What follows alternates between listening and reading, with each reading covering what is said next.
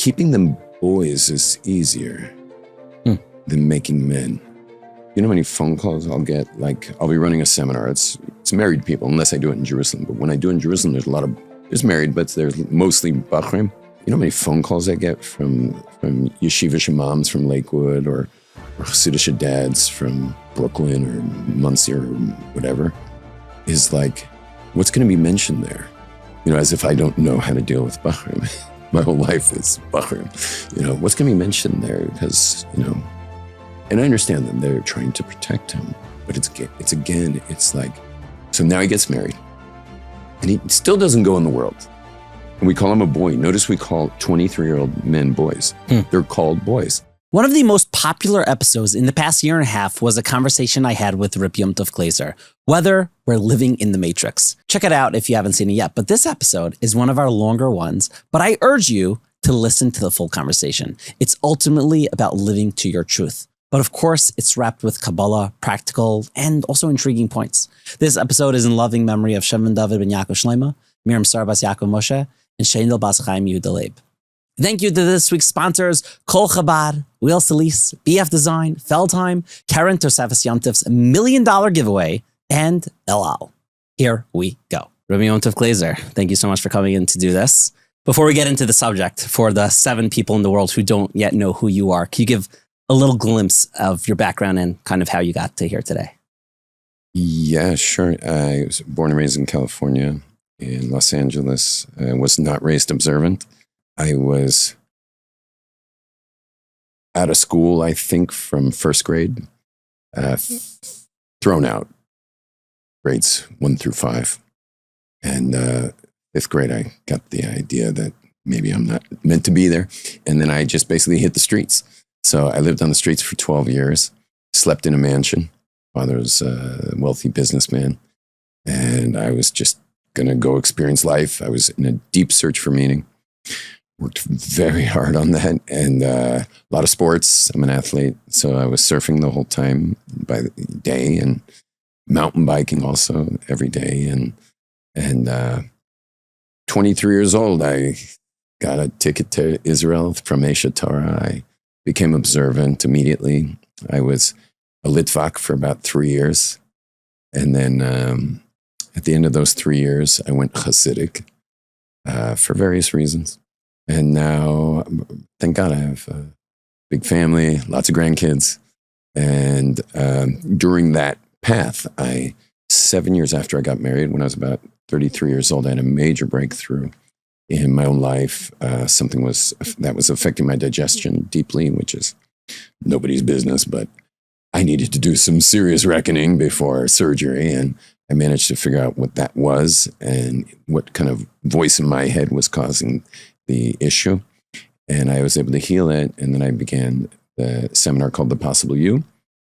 I've been running The Possible You now for 25 years. This year we're hitting 15,000 graduates.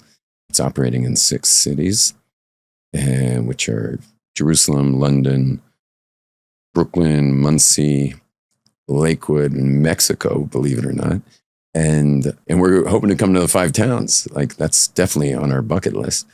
And been running that now for the last, as I said, 25 years. And I've developed many other seminars, which would be great to share with you some of the other ones. Yeah, so you shared a lot in your life, and but that's not the topic of today. So I want to delve right in. So based on your experience or experiences with so many people, what, at least maybe towards the Orthodox community, maybe it's all communities, but from the Orthodox community, what is of the biggest challenges that you're seeing today? Biggest challenges, really? I think it's just that the younger generation is tuned in to some kind of vibration that's more core than the vibration of our generation as preservationists, trying to preserve the past like some kind of a exiled path, you know, not exiled Torah. The Torah is eternal, but totally eternal. But I think the biggest issue is trying to get our finger on the pulse of the kids, but not so that we can control them, but maybe that we could learn from them and see if we can somehow galvanize together the amazing instincts of the kids these days with Torah, and create that what's called like Torah Mashiach or Torah Eretz Yisrael. It's a very Eretz Yisrael thing, you know. This is the blue thread coming into the tzitzis that you're starting to notice more and more, and it's being able to galvanize with the young people. I want to delve into, we were talking a little before about masculinity and your definition of what it really is and just what we're lacking in today's day and age. Right. So this is the latest seminar I'm working on. It's called Being the Man. Not politically correct, but not terrible. And the funny thing is about it is, as much as it might rub people wrong, you know, like, whoa, like, because they even call masculinity and as I'll describe, they call masculinity toxic masculinity. I don't know if you know that. Sure. In the secular world, they'll call it toxic masculinity. Mansplaining. And when in fact, the more a man hones in his masculinity, the more the female is interested, respects, attracted, anything is going to come from that. So it's kind of interesting that it's kind of going full circle now, and women are starting to recognize that, you know what, I think I want a masculine man, and let's drop the word toxic and let's just go with masculinity. As far as your question of what's wrong, like where are we lacking? You know, on the one hand, it's a cultural thing, but I'd like to go into just the issue of weaning. Just weaning, meaning when you start your life, you're inside the undifferentiated oneness of your mother's womb, meaning everyone's born in this feminine oneness. And then you're born out of that and then coddled by her, wrapped up in the blankets, and you're coddled by her and you're nursing from her. And you're like, you know, you're really being cared for completely. But over the years, there will be a process of weaning. And sometimes that process is a little abrupt, especially in the larger families where the mommy's kind of moving on and she's got a bunch of other kids. And you know, there's something amazing that is the accordion relationships people have, where it's like, I love you, I hate you, I love you, I hate you, I love you, I hate you. And meaning like, let's say like this. When you're born, your need for love, what would you say on a scale of 1 to 10 is your need for love when you're born? A 10. For sure a 10. And it stays a 10 for years until you die. It's always a 10. It's your deepest need. So then you ask the question, what was your parents' capacity of giving you specifically love? So you'll see your mother gets some score, your father gets some score, neither are 10. And now take whatever number that is, divide it up into the number of kids, and divide it up into the work and the community and her sisters and the simchas they're going out to. And it's like, there's nothing left, very little left. And then there's all the heartbreak stuff, you know, like your heart breaks 1,000 times. Most people's relationship to love is from 5 years old, which is why we're so guarded, because we trusted everyone like little kids do. And then we got burned here, there, and everything. You know, they come to your bedroom while you were screaming, "Starry, starry," and they find you there just like, "Starry," and they fell asleep like that with tears coming down your face. And they try to shake you to wake you up and tell you a story, but it's too late. You're out. You know, the heart breaks. And so anyway, all this weaning since childhood, all this weaning is, and sometimes abrupt weaning, causes us to nurse ourselves.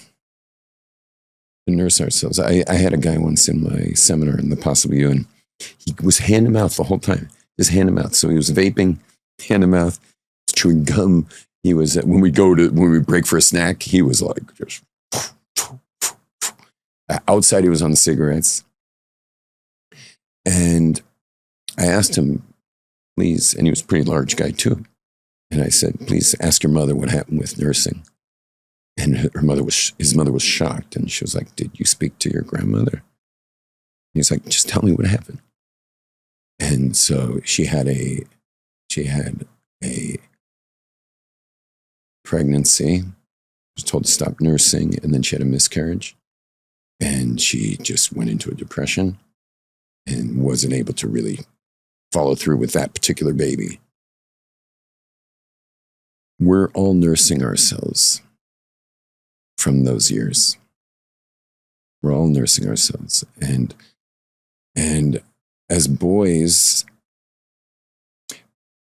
you know, only boys go through a major transition. Think about a 7, 8, 9, 10-year-old little boy. He's not really a boy, he's a girl. Okay, maybe like prefers the car than the doll. But he's really a little girl. He's got the little high voice, got no hair on his body. He's super sensitive, you know, really, really needs to be cared for. Something happens to him when he turns 13, 14, 15, where his body just starts changing, hair starts growing, voice goes down deep. And it's like, how do you transition? And is our community, and that's the next level, is our community transitioning them? And on one hand, we do, you know, bar mitzvah. You know, certainly in the Haredi community, bar mitzvah is a pretty big deal. As far as like now you're suddenly in a long coat, or if you're Litvish, you're in a coat and a hat. You know, you're expected to be in a suit every day. Tefillin, and often leaving town to yeshiva, or at least going off for major hours of study from now on. So that's a real thing. You know, where I grew up, there was more bar than mitzvah. You know, there was... It's more of a drunken festival for the parents, while the kid considered it graduation from Judaism. Like, you graduated, you're done. You never have to, you know, do anything Jewish again. So just to give a funny example, I'm a mountain biker. I'm a surfer. I'm a yoga instructor and constantly doing yoga. I'm an athlete. So I trained all my boys in mountain biking, but like to the level of expert downhill mountain biking, full body armor, you name it. So my oldest son, when he was like 14, I was like, okay, we're going riding, you know, because we're always going riding, especially on Fridays. And I noticed he's like, I'm not going today. Next week, we're going riding. He's like, not so much. I don't think so. And it just kept happening. And finally, I'm like, listen, you're one of the best riders in Israel. He was at one point the #1 rider in the country. And the reason I know that is they all ride on Shabbat. He never rode on Shabbat. And I would show the top pros videos of him. And they're like, thank God he doesn't ride on Shabbat. And I'm like, you got the best bike. You got the best equipment. You're one of the best riders in the country. What's up with you? He says, Tati, you never became an adult, right? You grew up in the secular world where you're Peter Pan, you know, I'll never grow up. And so you're still playing. You put me in this hat and this reckle. You sent me to Yeshiva Katana. Like you put me into manhood, and I tell you, Tati, I don't need it. I just don't need it. It was so like, whoa. Was that hurtful for you? Was that liberating for you? It was shocking, you know, that I never grew up. He's right. He's very insightful. And he actually is the CFO and kind of the running my company and on all the media and everything. I mean, he's like a do-it-all. Lives in Brooklyn, actually. And yeah, whatever. It was what it was. But he grew up. But what's going on is there's another thing is we're expecting our kids to be adel. We want our kids to be gentle. And we're really, you know, don't swear, obviously you don't want your kids to swear, but like the prim and proper language we're expecting from them and the overprotection we're giving, because we're a conservative community. We want our kids protected. And so we protect and we protect and we protect and we protect. And another way of saying that is we're putting the walls here instead of where they actually are. And, you know, like I was raised with no rules, which is also not good. Right. Because I just wound up searching and searching for the edge. And I almost died a bunch of times. And I raced cars, car crashes, surfing accidents, mountain biking accidents, like searching for the edge. Where's the edge? You know, one of the greatest days of my life was when I found out there's God in Torah, when I was at Aish Torah. And I found out there's 365 negative commandments. And I was like, I got literally my first breath of air. It's like, the edge. There's an edge. And it's not, you know, civil law. I never bought civil law. Speed limits, stop signs, or suggestions. This was God law. The first breath of oxygen I ever had. I guess the balance of having those laws or rules or guardrails in place, but also enough room that someone could breathe to find that independence or who they really are. Sure, yeah. You want those guardrails. You want the edge. And obviously halacha is an edge. But you want your kids to bump up into the edge a little bit in order for them to gain their own red lines. You see, everyone has their red lines, stuff they're not going to do. But those are either internal or external. In our community, the danger is because we have all the laws that we're impressing upon our kids. It's easy for the kids to only have external red lines.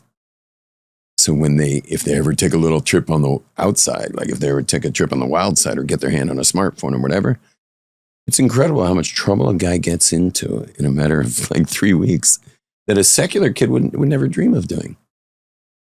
Because the secular kid bumped into everything and saw what hurts and what's not right and he developed his internal red lines.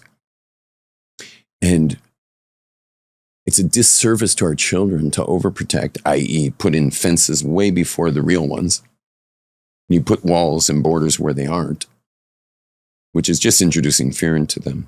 And then if they ever do wind up in the real world, they're going to land on their face because they don't have any instincts. They don't have any internal red lines. Instincts, because if you put the fences here when really the walls are there, so the second they're on the other side, they're outside the walls, they're afraid.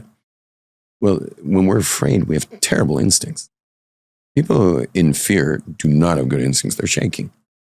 I took the Possible You, and I'm a proud graduate of the program. And I literally said this the other day. Family member was really complaining, bugging out. This person's older than me, and they wanted to make a really rash decision. And I remember your advice was that when we're in and you could say better than me, when you're in like a bad situation, crisis mode. Yeah. So you try to fix it, but you're not thinking straight. So you make these rash, and I saw it night and day because I wasn't in it. And I'm like, take a breath, think about it, sleep over it. Like, don't make any decision now, because he was so uncomfortable and he just wanted to get out of it. Kind Amazing. of what you're saying now. I love that you did the Possible You, because what happens is healthy, normal people think it's for the other guys. Right. But I actually designed it for healthy normals. It's really, I think, for everyone. Obviously, I think for, when someone has I think everyone has challenges in life. So when someone has a very obvious challenge, they're trying to, fix it. And so those are, I think, the people are like, oh, for sure. But I think people, go through life not realizing, or maybe just hiding their challenges. Yeah, but that's challenges. The other thing that's really cool, why healthy normals, is because, everyone's doing their thing. The Hatzalah guy does his thing, and the guitar player at the wedding is doing his thing, and the rich guy is doing his thing. And everyone's doing their thing, but what they don't realize is their thing's doing them. Meaning the only reason they learned how well to do that thing is because they were covering up something inside. Those are the healthy normals. How do you get good at anything? You're amazing at communication. I promise you that was a survival strategy for something. Interesting. And I'm excellent at communication. I know exactly what it's a cover up for. And we're not going to go in there right now. That's not appropriate for our discussion. But you understand, it's the healthy normals that it's designed for, so that your thing stops doing you. See, if your thing's doing you, you get more and more exhausted. It's like overstaying at a kiddish because you're so social. And then you go home and you're like a dark hole in your heart, it exhausts you. And so the rich guy who's like, the Gavir and the big truck or the fancy car or whatever, he's ignoring his family. You understand? She's getting exhausted. Kids are getting exhausted by this father. So it really is healthy normals. It was designed for that. Okay, someone's got a challenge, someone's got an issue, like you were saying. For sure, you can break through that. That's no problem. But we're going for the person who's, exhausted by their thing. or exhausting everyone else with their employees. Oh my God. I had a guy from the biggest market in Borough Park. We keep very confidential. Biggest market in Borough Park was his employees who had done my seminar sent him, and he's the manager. So they sent him. I had no idea who the guy was. I didn't know he was the manager of the biggest market and supermarket. And anyway, he's telling his story, and he's like, the kids were playing around with the Rebbe's wallet. And it was going from hand to hand, and guess who got caught in his hand? He was like 6 years old, 7 years old. The Rebbe put him up on the table and said, "This is what a thief looks like," on the Rebbe's table to the class. And I wish it ended there, but this is old day education. This is many years ago. He brought him to every class all the way up to 8th grade. Wow. And did the same thing. So I say to this guy, I said, "What do you do for a living?" He says, "I manage a market." And I said, "Is there anyone with more responsibility than you?" He says, "No, me." And how much money at the end of the day? He's like, $3 to $4 million. How about Fridays? $4 to $6 million. Rabbi Yom Tov, $8 to $10 million. And I said, "Is there anyone more trusted in the world than you in that supermarket?" It was a huge supermarket. And he just goes like, boom. And just like the whole room shivered. And we realized that we're all just inside some stupid story, that we got really good at something. Anyway, but the WhatsApps I got from the employees after that was like so amazing. They're like, "Thank you so much. He's a pleasure," because he was a pain in the neck. Right. Okay, how do you become the manager? You're a pain in the neck, and the owners love you because you're a pain in the neck to everybody, and everyone's like scared of you. He became a pussycat. He became the sweetest honey of a manager. Loved. And they sent him to Lakewood, and he opened up the same thing in Lakewood. He became the guy to open it. Wow. So anyway, long story short, back to us is masculinity. So the coddling of the children. You know what happens is most yeshiva people, whether they're in yeshiva or they're Hasidic in yeshiva, they're learning Torah all the time. They're just learning Torah. What are the girls doing? They're learning every subject. They're learning bookkeeping, learning, like how to deal with accounting, how to deal with the world out there. They're learning English properly. They're, just to be able to communicate as in the country. They're being empowered. We're the conservative community, meaning the older generation. Our job is to keep these boys basically Jewish, the men, the kids growing up, the boys. And it's called continuity, Jewish continuity. Our job is Jewish continuity, that the next generation should still smell Jewish. And keeping them boys is easier than making men. You know how many phone calls I'll get? Like, I'll be running a seminar. It's married people, unless I do it in Jerusalem. But when I do it in Jerusalem, there's married, but there's mostly bachrim, like when you were there. Sure. You know how many phone calls I get from yeshivish moms from Lakewood or Chassidish dads from Brooklyn or Muncie or whatever, is like, what's going to be mentioned there? As if I don't know how to deal with bachrim. My whole life is bachrim. What's going to be mentioned there? Because, I understand them. They're trying to protect him. But it's like, so now he gets married and he still doesn't go in the world. And we call him a boy. Notice we call 23-year-old men boys. They're called boys. I think also, I don't know if it's going to take away from what you're saying, but we also refer to, if a girl is 23, you also say she's a girl. Till you get married, you're a boy or you're a girl. And yesterday a woman was telling me about a girl who hasn't gotten married yet. And I'm like, how old is she? She's like, she's 35. Right. A 35-year-old girl. Right. Which is nuts. And So we called him a boy, we called him a girl. And by the way, I mean, just to go deep and scary, is a lot of couples never bonded. They never bonded. You know, this parent said this about the couple, this family said this about the boy. Sorry, about the girl and the boy, and they got married. Turned out none of that was really true. And they get married. Again, I'm not talking about 5 towns where you're dating and getting to know the person really well. But, you know, they get married. And so often it was really a deal between the parents rather than a deal between the couple. And they never really bonded. Like, things have to be truthful for bonds. You know, if this cup broke and we wanted to glue it back together, we have to make sure matches. Yeah, it's got to be a good bond. Mm-hmm. So that's truth. This is why the Jewish people leave Egypt. We have to just eat flour and water, meaning matzah is flour and water. This is the beginning of our marriage to Hashem. It's got to be just flour and water, nothing fluffy. No extra fluff in the Shadchanis discussions. You know, no fluff. So what often happens, she gets pregnant rather quickly. And then it all becomes about the baby. And then another baby. And it's all about the children now. But they themselves never really made it about them. And now the kids are getting older. They're starting to get married. So one gets married, Mazel Tov, another one gets married. And after a while, they're starting to get worried. Like, what about the last one? And then we're going to have to actually be with each other. We're going to have to be with each other. Right. And you ready for this? Many will, unconsciously handicap the development of the boy and the girl so that they'll continue needing them after the marriage. Interesting. And they're not conscious of this. Totally not conscious. They're not trying to do this. Because that's because they're trying to avoid their spouse, or because they feel that's their role in life.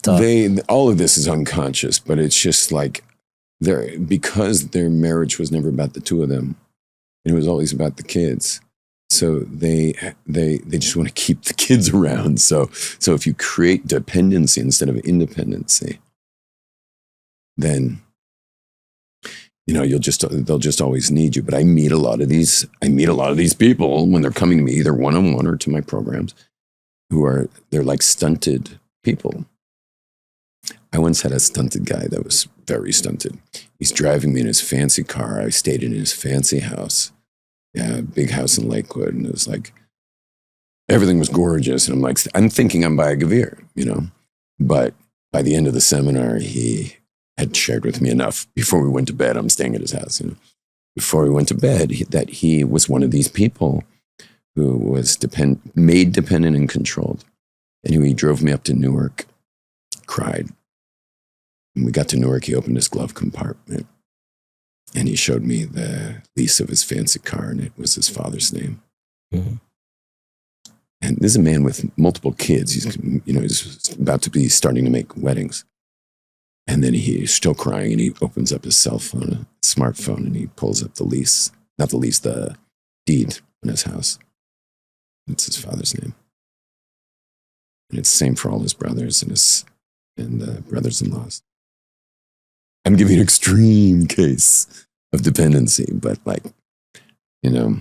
that's extreme. It's so interesting because I think so often, parents, their goal is to do whatever they can to help their kids. And I guess maybe like what you're saying, that subconsciously they think they're helping by giving them everything or not giving them certain tools, but it's really the complete opposite. You want to give your kids the tools that they could be independent, which might be scary for people because that might mean that you'll have less of a connection, but that's what a good parent does. Exactly. Yeah. And let's say it in the positive, when your son is born, your job is to turn that boy into a man by the wedding. And when your daughter's born, to turn her from a girl to a woman by her marriage. And when my daughters get engaged, I tell the son-in-law, listen, I'm expecting you to put my daughter on the back of your horse and ride off into the sunset like a Western hero. And he looks at me like, why are you telling me this? I said, listen, Mom, they call us Mommy and Tati, the sons-in-laws too, and the daughters. I said, Mommy and Tati are here for you. Anything you need, you've got us. We've got your back. But you'll have to ask. We're not here to control you. We're not here to be in charge of you or anything like that. And he's like, why are you telling me? And I say, because I want a lot of kids. I want a lot of grandkids. He's like, grandkids? What does this have to do with grandkids? I said, because if I'm controlling you, my daughter will never have respect for you. And respect and attraction go together. It's powerful. I'm going to get back into the masculinity conversation. Yeah. I remember, because I did a bunch of, I went to Rabbi Sanders Yeshiva, and during lunchtime, I would walk to Esha Torah, and I went to a bunch of your classes. And I still remember, I think this is in 2014, so well over 10 years ago. I remember you saying on this subject that the goal of a parent in the first year is to give as much love as possible, or as much support. I forgot the exact word. And the goal is every year to give a little less. Obviously, appropriately, some kids need it more or less. Yeah. But it's supposed to go down. And we have the plague of not being able to do that very often. They think maybe that year one, a guy who's 28, the mother, father are giving the same amount of love or support. And it's like, right. Didn't go down. Right. It's a famous line. I forget which of the great psychologists it was, but the words were, I think it might have been Carl Jung, but it was, the best mothers fail. What does that mean? The best mothers fail is that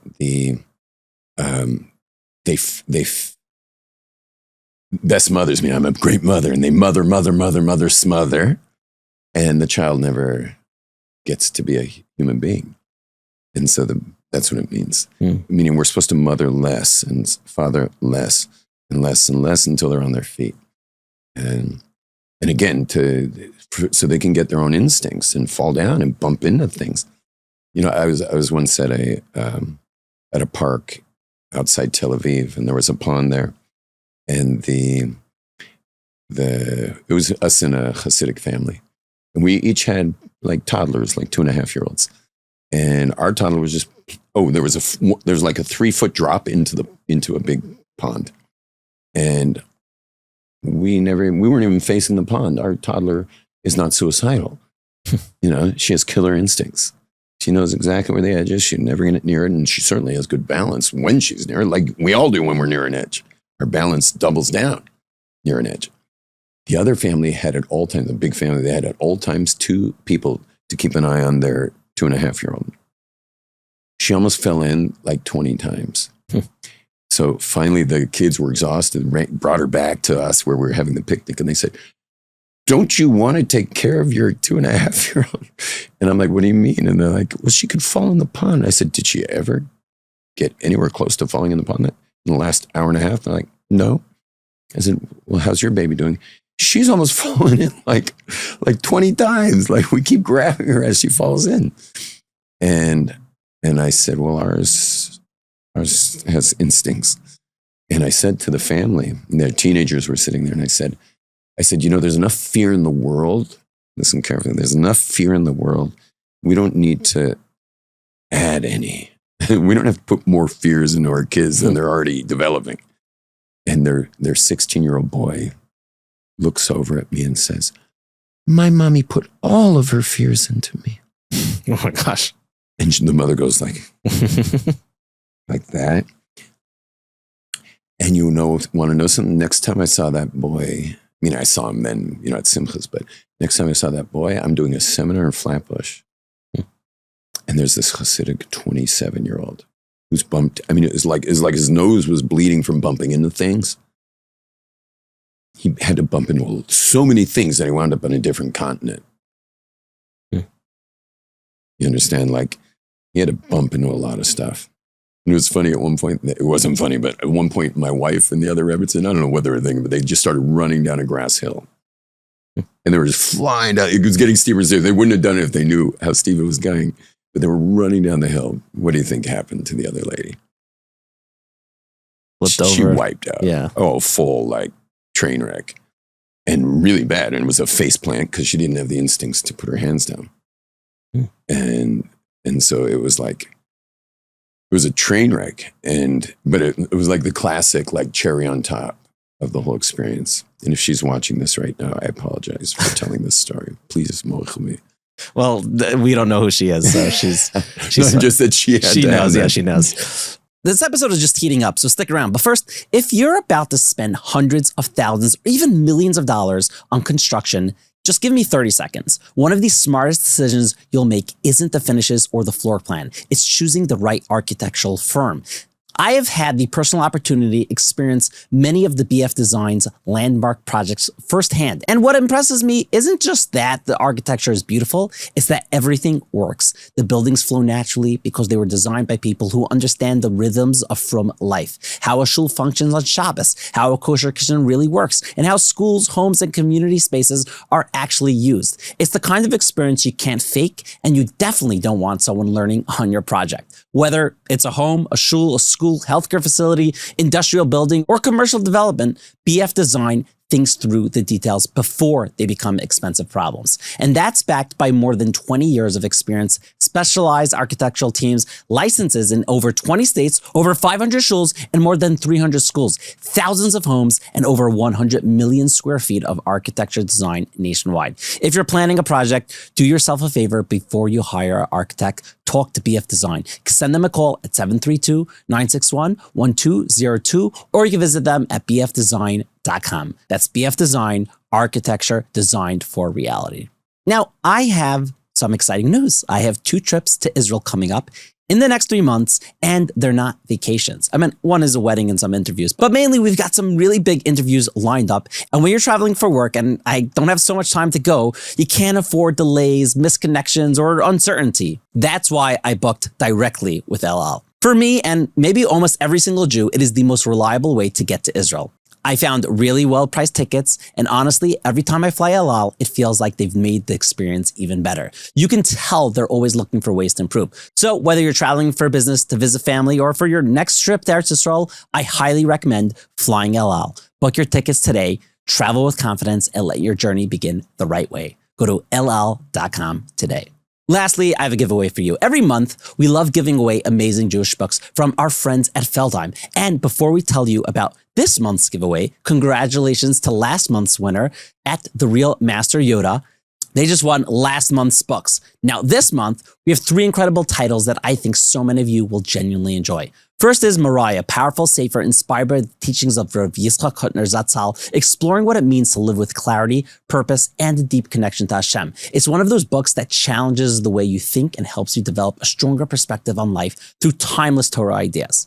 Next is The Light of Shabbos by Rabbi Yaakov Danishevsky. If you've ever wanted to experience Shabbos on a deeper level, this book takes something as familiar as Kiddush and uncovers layers of halacha, meaning, and inspiration that can completely change the way you experience your Shabbos table. That's 1 out of 7 days of the week. So that is definitely a good investment. And finally, One Word Too Many, a beautifully illustrated book filled with true stories that teach both children and adults the incredible power of our words and the importance of proper speech. It's the kind of book that sparks great conversations at home and leaves a lasting impression long after you finish reading it.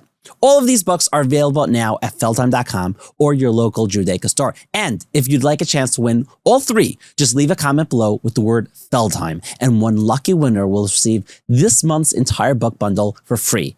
Good luck. Now back to this week's episode. Okay, so back to masculinity. So what do you see developing, at least from the women's side? What kind of men or lack of man are they in relationships with? How would you identify it? So let's say they get married and she's on the electricity, she's on the water bills, she's on the gas bills, she's on the some other bill, I can't remember. She's on all that.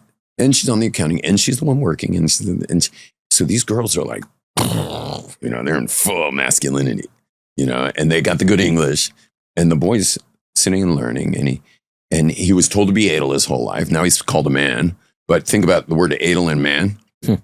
The word edel man, like an edel man, that's an oxymoron. It's a steramineo be. Either you're edel or you're a man. Edel meaning gentle. You're either edel or you're a man. You can't be an edel man. That's exactly what he is. And he walks up to her and he's like, can I have $50? He has to go buy something. She's like, for what? Because she's, taking care of the budget and stuff. It's like, mommy, can I have $50? So it's like, it's a recipe for disaster. Now, I'm not against Colel. All my sons-in-laws, my sons, everyone learned after they got married. It's fine. But, I know a wealthy couple in Williamsburg. very wealthy couple. She's the breadwinner. He sits and learns. So I once asked her a question in her own finances. She's like, why are you asking me? I said, well, I mean, you run a multi-million-dollar business, and she's like, I know nothing about the money. Whatever money comes in goes into the bank account. My name's not even on the account. It's my husband's name on the account. I mean, I'm sure her name's on the account, but she said it like, my name's not even on the account. My husband runs absolutely everything. I am a Hasidic lady. You understand? Now, when a man this is what's called reverse polarities. In batteries, there's a plus and a minus, and they have to be opposite. Mm-hmm. Electrical cables have a plus and a minus, and they have to be, one has to be plus, minus, and that creates a current. So in marriage, the man is called the mashpia.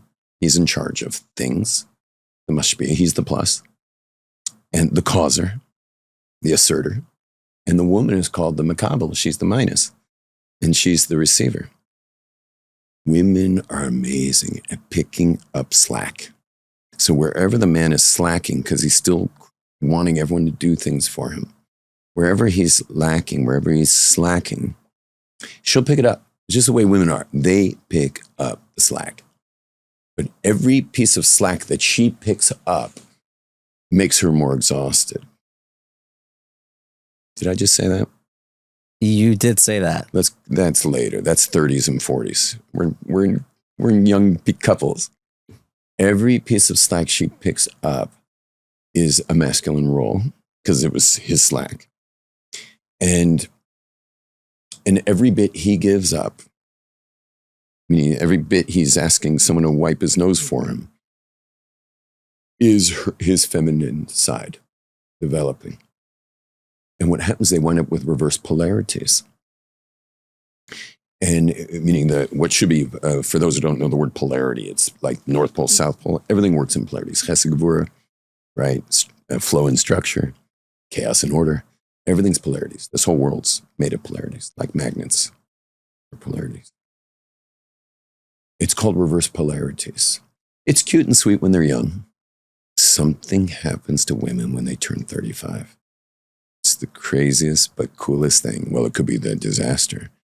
Depends how well the man's playing his game. If he's playing his game as a man, it's the best part of your marriage. I don't know how old you are. I'm 34. How old's your wife? 30. You got some years. Oh, okay. This is why we're doing this now and not in 5 years. This is the training I'm doing. This is being the man. It's all about this part now. Now we're in it. So when a woman turns about 35, definitely by the time she's 38, depends on her body. No matter how masculine she was, it's over. It's almost like a firework, the big ones for 4th of July where it's like, it goes, and then it's like that upper level is like, is when she's about 35. It explodes at 50 and gorgeous, just gorgeous. I don't know if you get this, but that's when women are in their prime. They're just in their body, like fully. And 50. And if they do like hormone replacement therapy, it'll just stay. It'll just stay there. She's just the woman, And what happens is that if he stayed in that role that we're putting them in, like that's the issue, is that they're in that role. And I didn't even go into the history of why, this all started in the 50s. We can, if you want to bring that up, we can really understand it because it's important. Sure. But anyway, let's go back to the practical. Sure. Is that if he hasn't trained by then, if he hasn't become that man, so she is just uninterested. You see, while she's being the man in her 20s and like doing everything and like loving the power and, she's on it. She decides where they're going to eat and like what they're doing on vacation and whose house they're going to this week. And he's just like, yes, yes, yes, yes.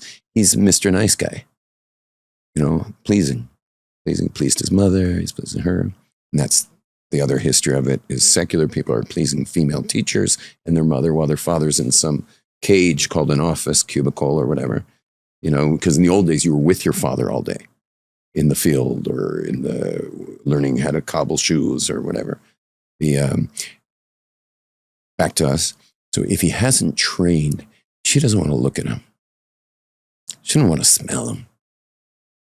Because she's now in full feminine. She's married to someone who never developed the plus side. He never developed it. She doesn't want to look at him. This is what I call Judaism's best kept secret. And I don't know if it's too much to expose, but the best kept secret is what is Jewish law is that you're never allowed to cohabitate less than 2 times a week, according to the Shulchan Aruch. It's never to be less. It can be as much as you like, but not less than twice a week. When they're not in nida. When they're not, if she's not in menstruation, then it's never less than twice a week. And they're rarely in menstruation, the communities that don't use birth control. It's kind of funny when the new Baal Tshuvas would come in and the women and the men would hear that you have 2 weeks off every month. So we'd say, I mean, it's theoretically 2 weeks off, except they don't ovulate when they're pregnant and they don't ovulate when they're nursing. Right. And they're always pregnant and nursing. So when they're finally, when there's actually off, if they're ever off, it's kind of a nice break. Yeah. I'm curious, what is it around? Why is it like 35 that's the age where it's actually physiological, mm-hmm. nothing to do with social. It's not cultural. By the way, law firms are having women are having a harder and harder time being accepted into law firms because women are better than men at studying law. So they get higher scores. They get hired to the firms. Not anymore now. They don't want to hire them. They get hired to these firms. They're the best at the work in the firms. I mean, women are killer. Like you look for who assassinates people today online. It's like, I think it's something like 80-20 women to men. Wow. Yeah, women they can be vicious, and as a public figure, I've learned the hard way. What happens is the law firm loses her at 35. She should be making partners. She's now building the firm. She hits 35 and she's like, this is not my beautiful house. This is not my beautiful car. Who am I? Where am I? Full crisis. Probably never even got married, because what man's attracted to that kind of person? And all of a sudden she's just like, how do I have children? How do I do that? Because that suddenly becomes the goal, meaning femininity kicks in and she's like, now she's interested in reproduction. And it's all very instinctual. This is not cultural. And the law firm loses her and loses another one, They're not interested in hiring. They'd rather take a guy with lesser grades. Mm. You get it? Yeah. So I have a statement to make or just a question, but I first, it might be answered with the history. Let's go through the history. Before the history, we just left one thing off. Sure. Because we're talking about cohabitation twice a week. Sure. We lost the plot. So in the secular world, this is when she dumps him. That's where all the divorces are happening. And it is crazy, but this is where the divorces. Go check it out. Like Google it later. What's the average age of divorces? It's between 35 and 50, probably 38 and 50 more, because 35, she's already like sensing that she's married to a bum. And, but that's where she throws them out because they don't have the same sanctity as we do. In our community, they're not going to throw them out. Although these days, maybe yes, because divorce is going up. And it's almost every time I get someone who's about to get divorced, it's this. It's always this. And I train him even when they're separated. Ready for this? I had a couple separated on their way to their divorce. He came to me. I started training him. And next thing we know, her rabbi gets a phone call. She says she wants to meet him. He's like, what do you mean you want to meet him? Like, you're not talking to him. And she's, no. She says she wants the messages to no longer come through her mother. She's willing to take his messages because it's just making her crazy, having to like have it in between. Mm. It just was bothering her logistically. Next thing, 2 weeks later, she hasn't talked to him. 2 weeks later, I want to meet him. And he's like, meet him? We're in the middle of proceedings of a divorce. What are you talking about? She's like, I want to meet him. 5-hour meeting. She goes back to the rabbi. after the meeting. He says, what was that? 5 hours. She's like, I love him. I want him back. He said, well, what about all the issues? She's like, I don't care. And this is over and over again. This is happening over and over again. And if it's too late, the guy gets trained, he at least knows how to handle himself in a divorce proceeding and not get destroyed. There's suicide rate just on what happens to men when women and her lawyer woman and her therapist woman destroy him. And there's actually, you can Google this, it's a suicide rate that happens. Israel's worse than here. Suicide rate for this. But by our community, the cohabitation goes down. The actual being together goes down. That's the best kept secret, because once they're in their 40s and 50s, it's over. And here's the cool part. Cool part is if he's in his game, if the guy trains, he becomes that man, and he's training. What happens is she hits this is their, let's say, they're married. This becomes they plateau at how they like to cohabitate. What's the frequency? They can hit that cohabitation rate. Now, when she hits 35, 6, 7, 8, so as I was saying, it either goes down to 0 or it goes like boom.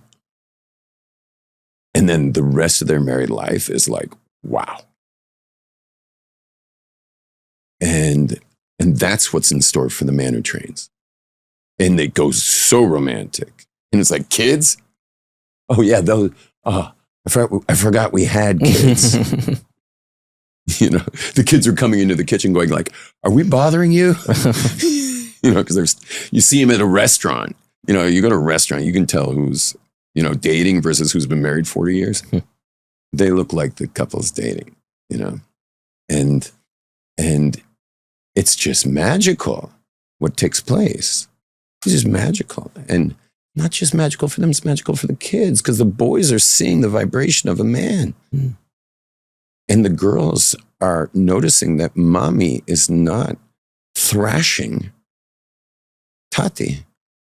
Because, think of the disservice to your kids. The poor guy who marries your daughter. The poor boy who marries, the poor girl who marries your son and gets a little shepsela. And when my daughters get married, when my daughter will marry a boy, Hasidic boys, my next daughter always says, Tati, I don't want a shepsela. I want a man. I don't want a sheep. I want a man. And I say, honey, shepselas are all they offer. You'll build your man. She's like, yeah, because I can imagine someone listening to this. They're like, I don't know, they're dating and they're 23, 24, and they're like, okay, now am I messed over now? Because this is the way I was brought up, and how do I turn from this sheep into a man? Very well said. And for that reason, there are 8 bullet points that I do in my seminars, which I'm running for free. I'm just doing them online, a half hour a week, going through each bullet point. And, I'm happy to share them, but let's do history. Yeah, do the history, and then you'll give us a taste of the 8 bullet points. Yeah. So yeah, how did this come about? What happened was, it was post-war. Gender roles were set in stone for millennia, like the man is a man, the woman's a woman, it's caveman, and the woman's in that role that I spoke about, where she's just surrendering all femininity to this man. Because the more you are that man, the more she surrenders her full gift of the feminine to you, which is like gorgeous. And just a quick side note is that when she surrenders her full femininity to you, she looks young, fresh, and beautiful. And I don't even care what she looks like, meaning what objectively they would consider, she to you looks young, fresh, and gorgeous. If you play it wrong and she's taking up your slack, she's getting more and more exhausted. By the time she's 35, 40, she's looking old, tired, and ugly. So she went from young, fresh, and gorgeous to old, tired, and ugly. I'd imagine the reverse, and you could push back, that the man also, if he's not going into that masculine character, he'll also be whatever, I don't know, schlubby. Such a cool point. I didn't even think about that. But I bet you that there's a certain way men are holding themselves that are sluggy. I said schlubby, like when they're not like the man, they turn into schlubs or weaklings or eye contact's bad. Right. Looking away when you talk to them. Maybe a little not toned muscularly. Head maybe tilted to the side, so they're not quite tall. Right. Maybe slung forward a little. Interesting. Never put that together. Thank you. Sure. Yeah. Okay. So right. When everyone's doing in their right role, they physically adapt more accurately to where the way their body and soul should be. Right. And guess what? A man who's having trouble with Shmir Sinayim, like guarding his eyes from looking at other women, has nowhere else to look than the mirror at himself. Because if she's old, tired, and ugly, you're the one who sees her that way because you're the one who caused her to get exhausted. And so the women outside on the street walking by, especially the younger ones, are like, they're in that freshness. And you made her old. And when you turn it around, all you have to do is do the steps. And immediately you'll go like visit cousins and they're like, you just look so young to your wife. They'll be like, you look so young. Like, what is it? And by the way, this happens to me. Meaning if I'm in my, like the first way is called living on purpose, where you're a man with a purpose beyond your wife and kids and everything. You got a purpose out there. A man has to have a purpose. And that's why you'll see women get very resentful of a man overworking at work. Mm-hmm. Kids get resentful of an overworking workaholic father. But a man who's out there like making a difference, let's arcade Seaboard for the community, they get more and more proud, no matter how many hours. And my kids, I'm surprised they even recognize me from the amount I travel. They're just more and more proud. You should see their WhatsApps to me, my wife. You understand? That's number one, is living on purpose. And what happens is that number two is take care of things yourself. So she's just able to deliver her full surrendered gift of femininity because you've got it. You've got it. You know, my joke is when you take your wife out to dinner, you know, she's sitting in the passenger seat, you're in the front seat, and you're like, okay, where do you want to go? You know what she wants to say? I'd like to go back in the house. Am I taking you to dinner? Or are you taking me to dinner? And when I heard this the first time, I was going out with my wife every Wednesday night, it's date night. So I'm taking my wife out. And now our kids are older, so now every night's date night. But I'm going out with her, and I'm about, so how was your day? And I start driving. I was going to say, so where do you want to go? Start driving, I'm passing this restaurant. I don't know which restaurant. I've never done this before. I don't know how to make decisions, you know, like totally faking it. And I'm like, fleischiks, milchiks. I'm driving through Yerushalayim. Guess what? I passed through the whole city. I passed all the restaurants. Now we're like off into the mountains, the Jerusalem forest. She's like, and I see her, she's getting more and more excited. She's like, this is getting good. You know, like this, she's like figuring out it's a picnic. I shouldn't know. Next thing I know, I'm a mountain biker, so I know these mountains like with my eyes closed. Next thing I know, I'm on the top of these mountains. I'm like in a place that's called Sataf. It's actually where the what's the rocket thing that we shoot? Iron Dome. That's where we were keeping Iron Dome for like years. So we're now on the top of Sataf. And I know a bench overlooking this giant valley. It's pitch black. And I pull up to the bench. We get out of the car. We sit on the bench. And she's like, you brought food? And I said, honey, I don't want food to get between us. Tonight's date night is just you and me and this bench. I have to say that was probably one of the most romantic dates. And I have to say that was probably one of the most romantic dates that we've ever had. I just got her. And that was me faking it and blowing it, but doing it. So that's number two. Let's do a little history and then maybe before that, I want to interrupt. No, so I saw it's like a TikTok trend because you know, like you're saying that the, you know, the guy is supposed to be the one who's like, this is where we're going. I'm taking care of you.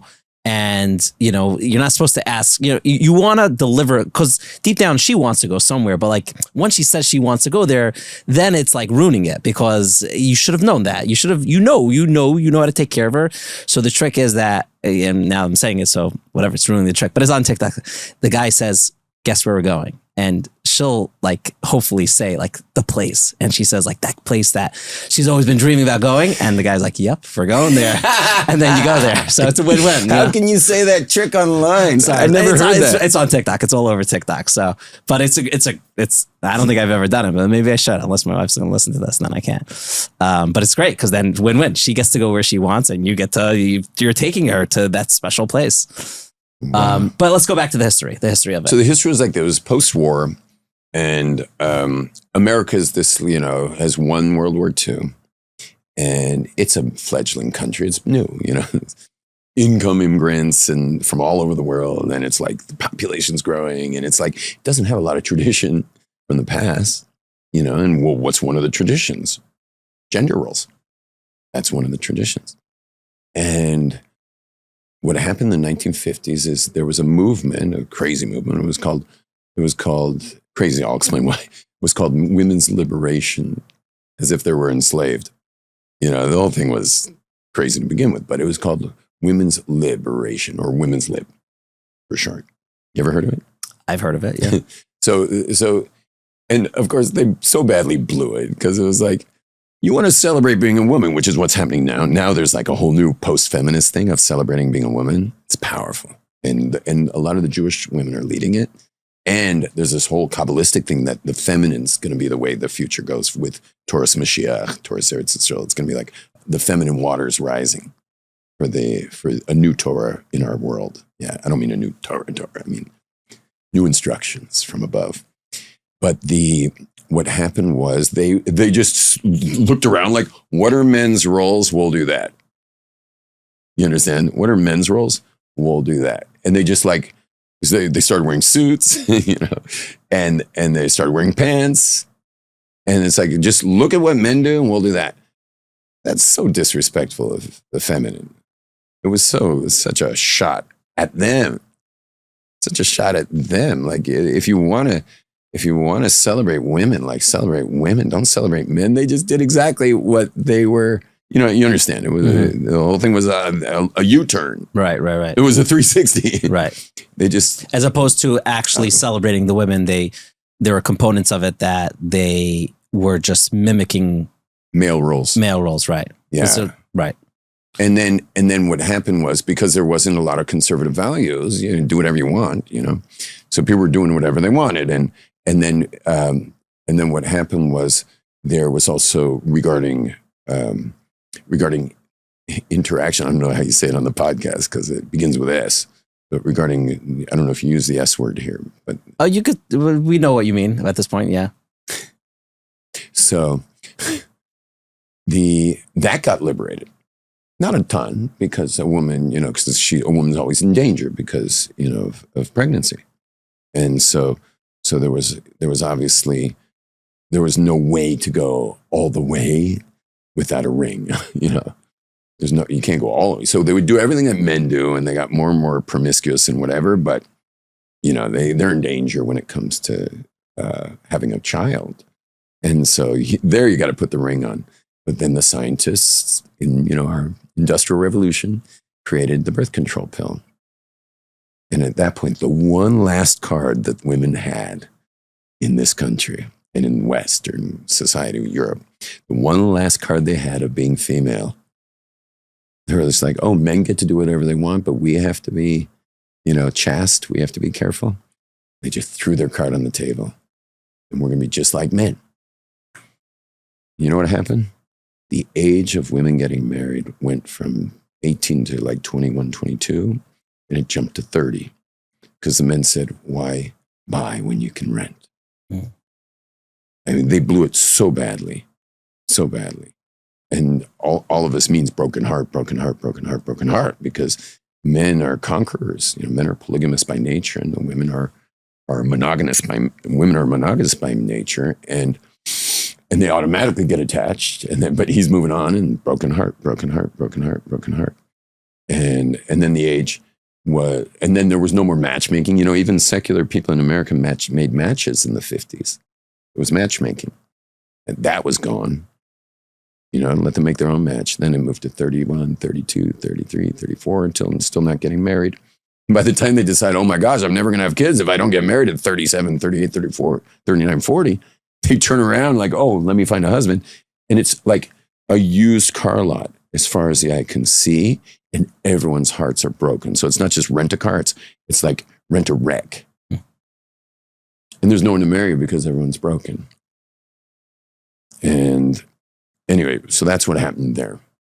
I'm going to push back a little, meaning you're saying there's a lot of, you know, the movement was, you know, run by women, but I'm sure the men were at fault as well with everything that's been going on in terms of this dilution of male but male and female. No? It was going both ways. Mm-hmm. And so what happened was women's lib, eventually they grew up and started calling it feminism, to be a feminist. And feminism was a better version of women's lib. It was more celebratory of the female. Mm-hmm. So as it stayed in, so now we're at like 20, 30, 40 years of it, what happened was the men started becoming emasculated by it. Think about it. Women are the most powerful thing in the world, aren't they? And sure. Look at Donald Trump. He's a very powerful man. What's his weak spot? Women. Yeah. What's every rich man's weak spot? Women. You know, so that automatically puts them as the top. You want to hear something interesting? Sure. You know, does a married woman in Judaism, like halachic Judaism, does she have to cover her hair when she's married? Yes. No. She dances her whole wedding night. She had 300, 400, 500 witnesses that no one would say she's not married. She can dance the whole night with her hair uncovered, hair showing. Next morning, covered. Now, I'm not going to talk about what happened between the night and the morning, but she saw her power. She saw her power that night.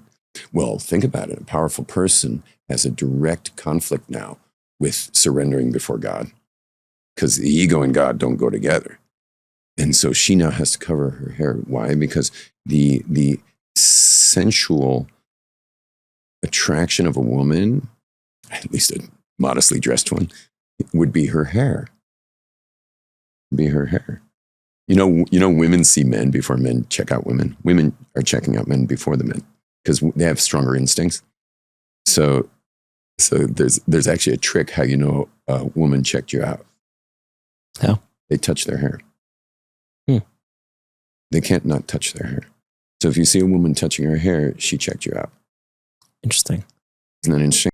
My favorite part of this week's episode is coming up. But first, a lot of us want to give tzedakah every single day. And the challenge is not the desire, it's actually remembering. And that's what I love about Colel Chabad's Pushka app. It brings the mitzvah of daily giving right to your phone with a simple reminder that helps you build a real habit. Now, I know there's other places that charge your credit card every month, but let's be honest, you don't feel like you're actually giving tzedakah. With this cute, adorable app, you get to hit the button every single day and actually see that you're giving the tzedakah, whether it's $1, $100, or $180, whatever it is, you actually feel like you're doing something. And I have like a 37-day streak. It's awesome. So if you've been looking for an easy way to make tzedakah part of your daily routine, download Colel Chabad's Pushka app today and start giving one day at a time. You can download the app at pushkapp.cc/inspo. Of course, click the link down below. And you might be wondering, who is getting this money? Well, the neediest people in Israel are getting it. Colel Chabad has been open for well over 200 years. They have served millions of people in need, and you could be part of that help. So go ahead and download the app.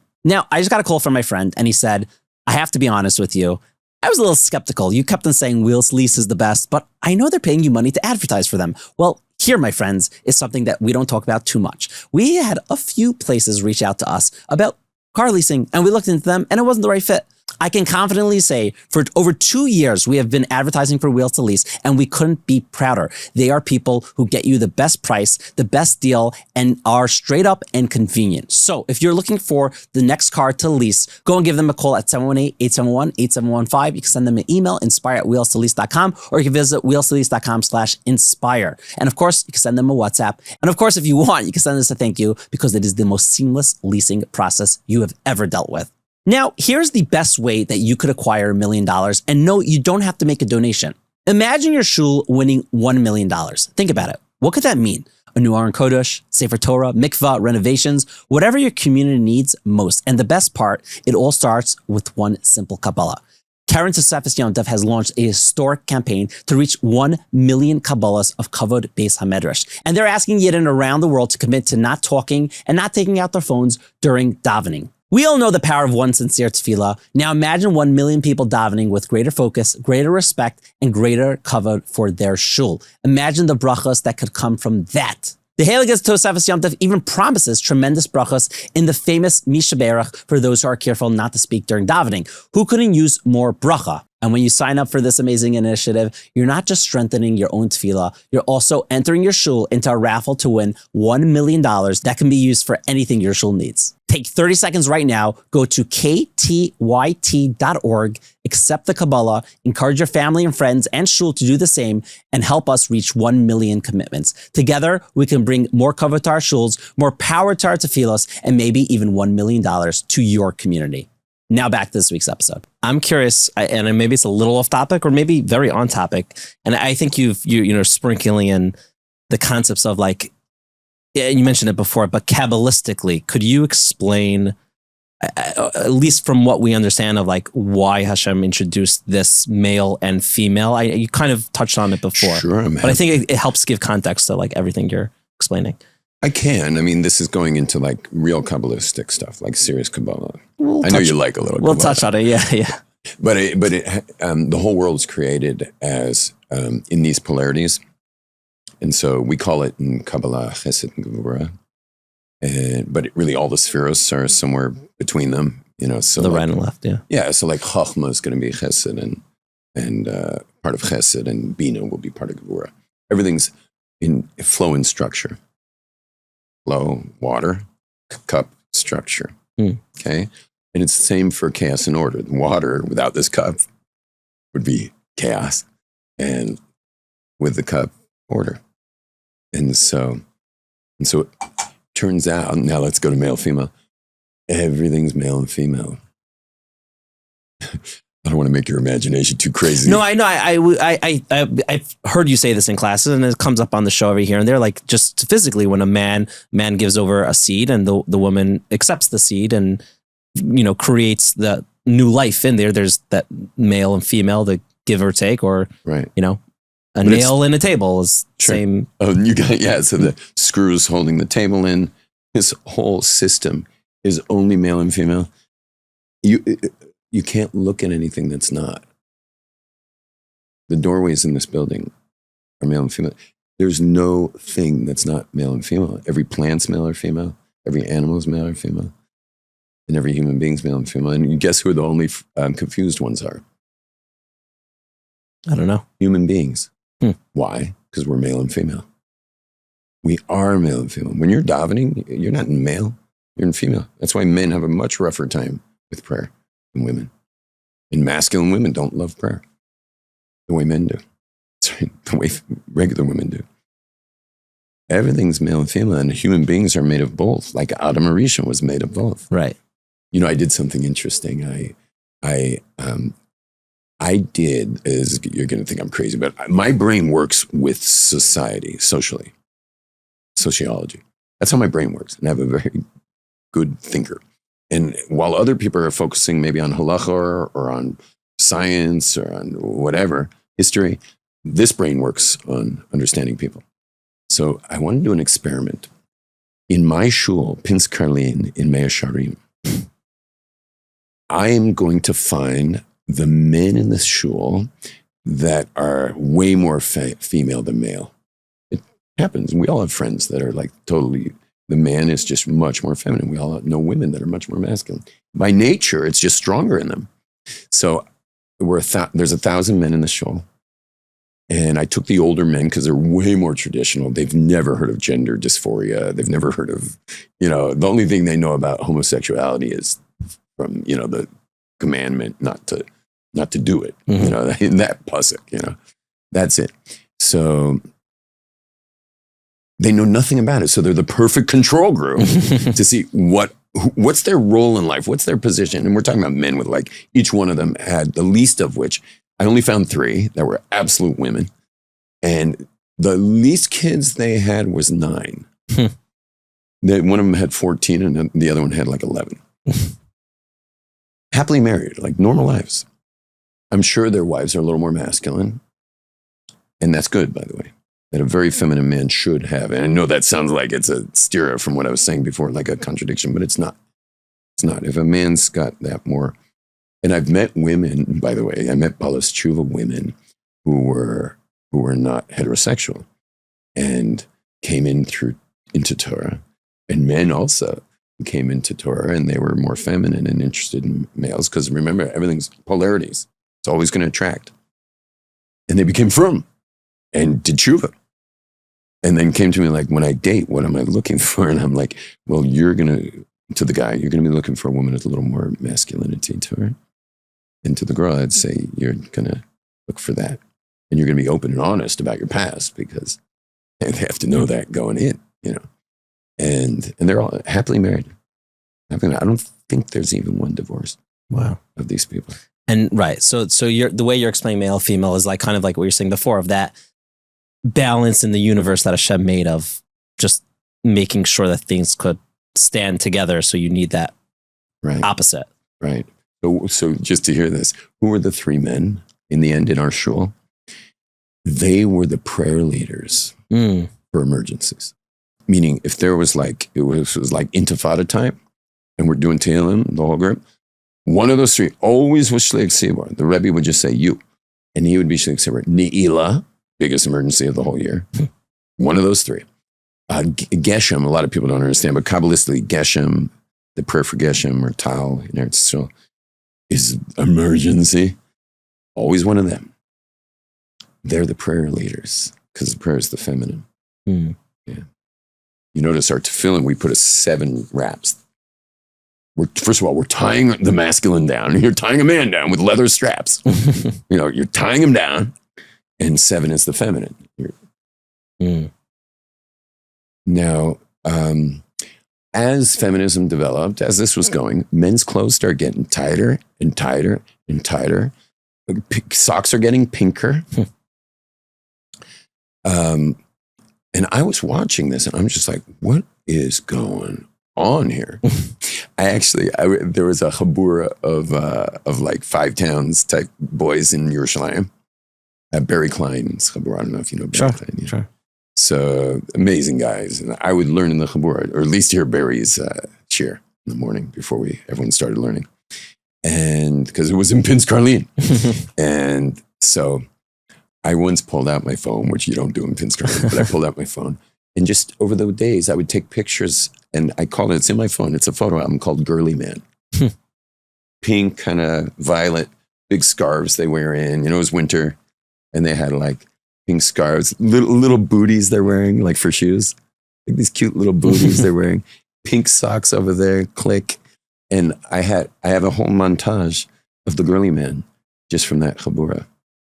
And, you see in Long Island, you see in the 5 towns, these dainty boys in their blue, that blue suit they wear that's skin tight. Sure. With the flooding pants, flooding means they're too high. Yeah. So you can see the socks and stuff. With the floods and the little shoes. And it's Girly Man, And, it hit us. And I'll never forget the day I walk out of G&G. I didn't walk out. I walked out of the changing room, G&G. The guy's like, I got a new reckle. It's called a reckle, our long coats. He says, okay, here's the pants. Go try on the pants. Come out of there.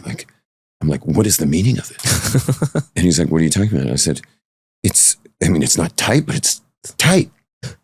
This is not the cut. And he's like, it's the cut now. I'm like, well, get me another pant. He says, There is no other pen. I could customize it, but that's it. In other words, the Haredi world is, what's the job of the Haredi world? To filter out the secular world. And that's why it always gets frummer and frummer, because as the secular world gets crazier and crazier, the Haredi world gets frummer and frummer. So they are good at filtering, but not good at filtering everything. And this, they're terrible at filtering. Everything we're talking about today, they're not good at filtering for reasons we already spoke about. Is that we're just not good at filtering. And so the boys stay boys, girly man, and the women become empowered as men, and eventually exhausted, and eventually it's affecting everything. Now, so that's the history. And there's more to it, believe me. I didn't discuss the 1960s and the whole psychedelic movement, because probably the biggest thing, people don't know a lot about it, but I'm 45 years research in the psychedelic world. And a lot of people don't realize that the tzad shava, the common denominator of all psychedelics, is that all is one. The experience that all is one. Well, think about it. We just got through saying the whole world's binary. It's not one, it's two. It's male and female. It's order and chaos. It's chesed and gevura. It's not all one. He's all one. God's all one. Right? He's all one. We're in the world of binary reality. And these people in this world discover a place of oneness that can be so misconstrued, so misconceived, to the point where boys no longer even know who they are anymore. Girls don't know who they are anymore. And you want to know something? They're right. They're right. I've counseled a lot of people with gender dysphoria, where girls feel like they're boys and boys feel like they're girls. And I've counseled them, and I saw, like, at first I thought, wow, I got to fix them. You know, when I was a younger rabbi, I was like, yeah, I'm going to help them out, get them back to their regular gender. And you know what I discovered? They have, even though their parents may not be from the 1960s on LSD, you know, they're raised in, you know, they could be raised in Lakewood.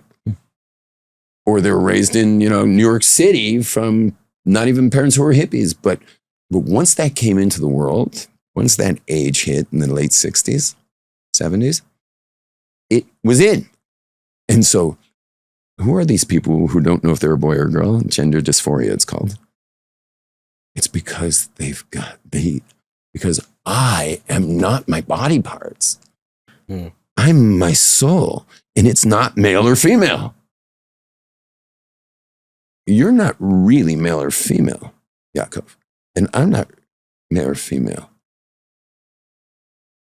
Because in the end, we're really we're part of this infinite being, which is what they discovered in the 60s.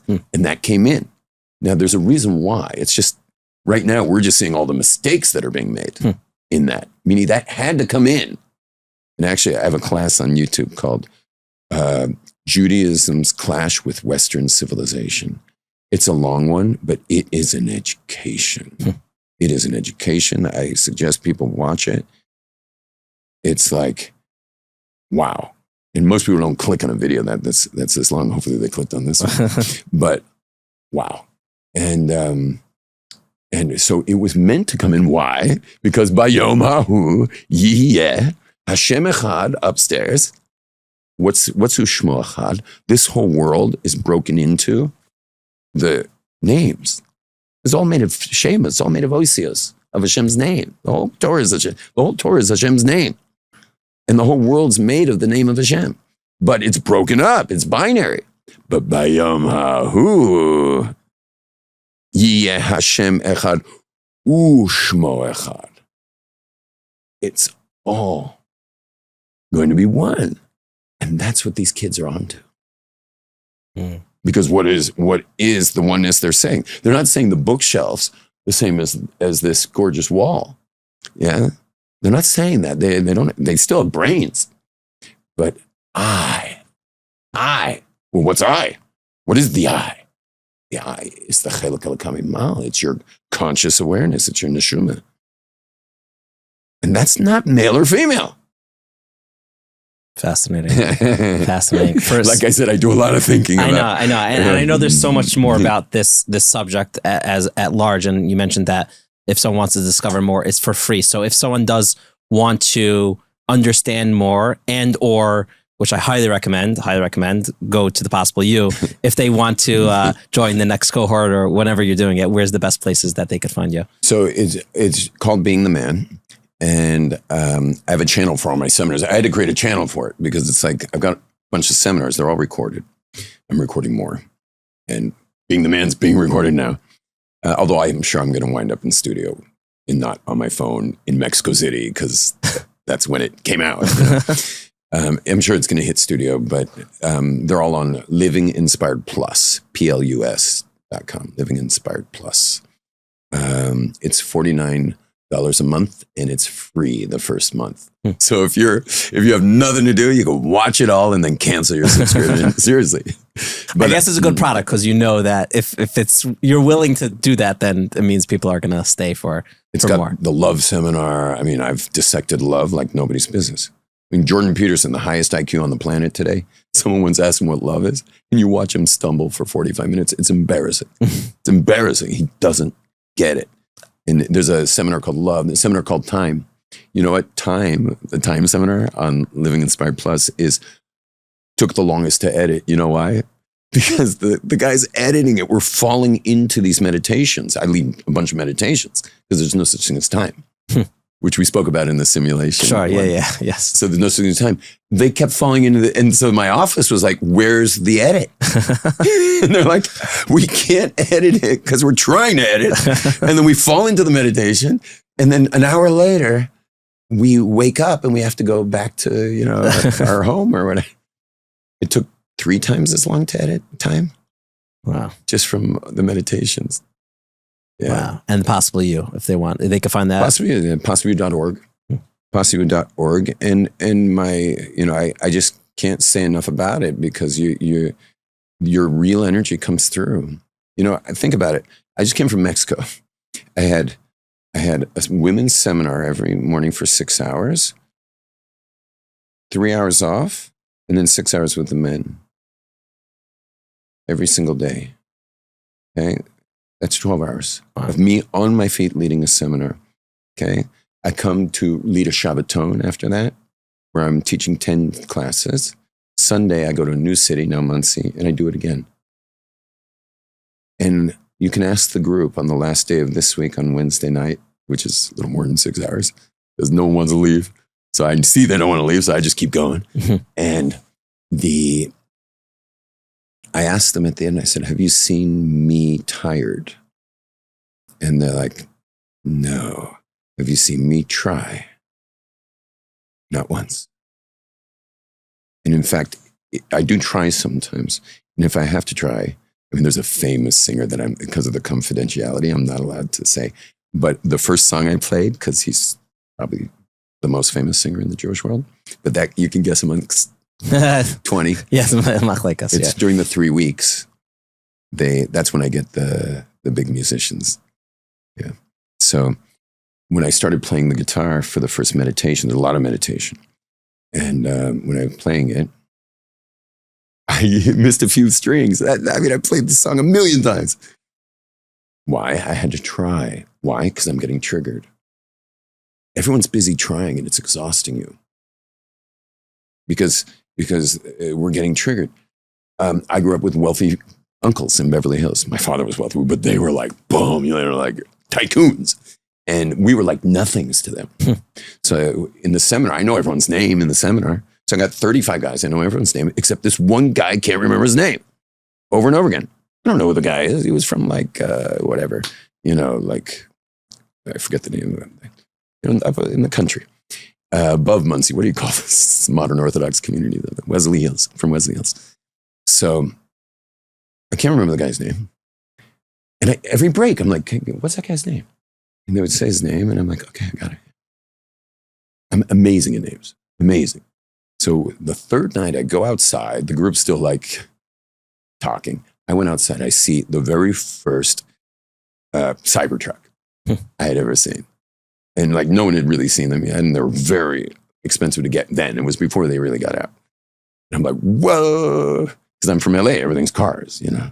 It's like nobody. And it's a truck where you're a mountain biker. So it's truck, and I drive a big 4-wheel drive truck, and I see this Cybertruck, and I'm like, wow. And then the whole group comes out, and guess who gets in? That guy. Yes. Now I have no idea. I had no idea his truck. I have no idea this guy had money because wealthier guys dress down. He's very wealthy. They dress down, and we're all having these vibrations hit us all day long. We don't even know it.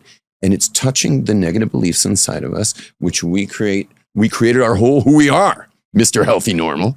We created everything we are, and we're that, and then we're just expending energy.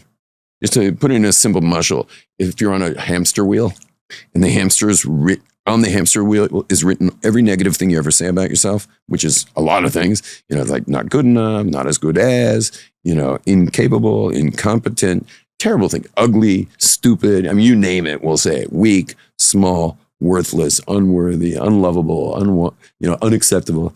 And you get on the hamster wheel and you're like, yo, no.